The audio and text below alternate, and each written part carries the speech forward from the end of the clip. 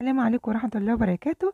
النهارده هنعمل بطاطس محشية لحمة مفرومة. معايا كده البطاطس قطعتها قطع من فوق وقطع من تحت كده، اعمل لها زي قاعدة وهقورها بص بكل صورة وهحطها في المية.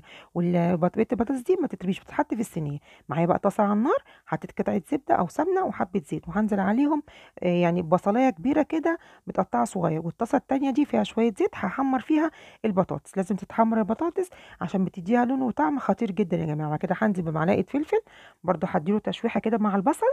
بصوا البطاطس عامله ازاي تحفه، بصوا لونها عامل ازاي خطير.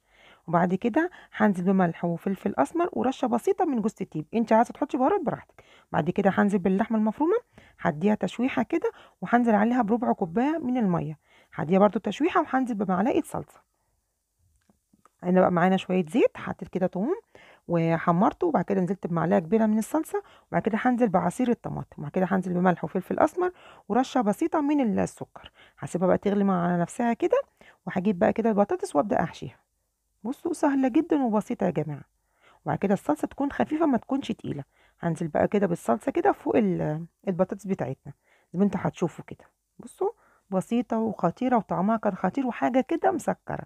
هعملها بقى بورق ألمونيا كده وهدخلها الفرن، هتاخد حوالي نص ساعه. انا عملت جنب منها رز بالشعريه، بجد كان تحفه يا جماعه. بصي بقى البطاطسيه من جوه عامله ازاي خطيره. يا رب الوصفه تعجبكم.